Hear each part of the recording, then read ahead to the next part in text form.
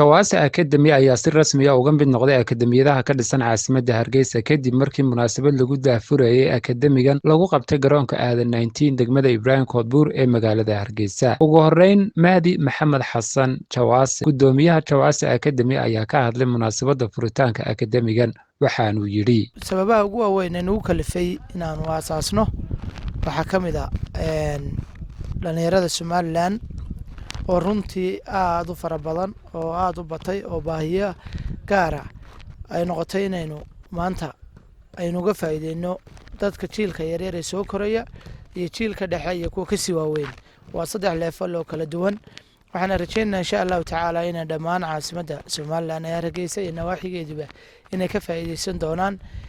waxaan ugu talagalay in akhlaaqiyadkooda لمبر كو نبي محمد عليه الصلاة والسلام كان أحسن خلق الناس.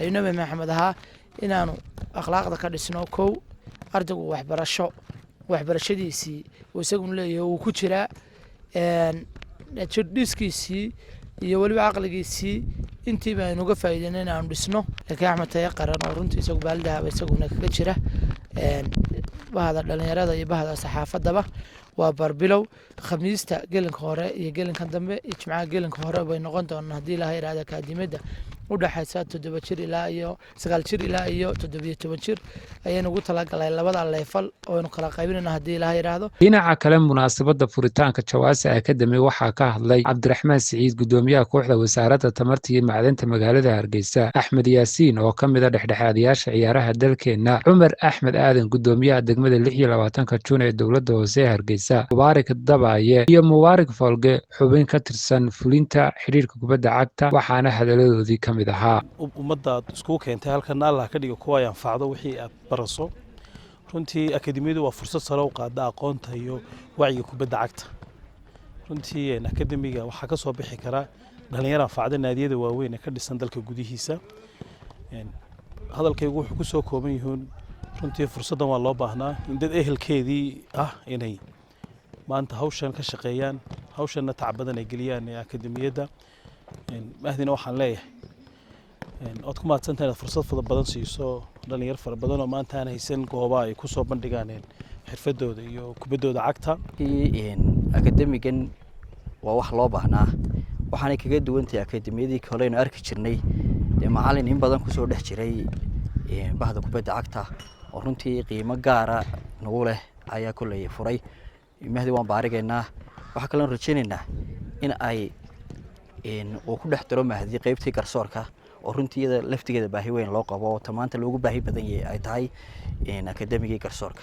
dadweynaha magaalada Hargeysa waxaan leenahay akademigan la mogaanin dhalinyarada magaalada Hargeysa degan ee u baahan kubadda in loo toosiyo akhlaaqiyad fara badan oo kubaddu leedahayna qofka wanaagsan baa laga deedaa. marka macallimada runtii waanu garab taaganahay dhalinyarada jiilkan soo kacaya ay ka faa'iideystaan da'da 15 jirada ilaa 8 jirka ilaa 17 jir inta u dhaxaysa.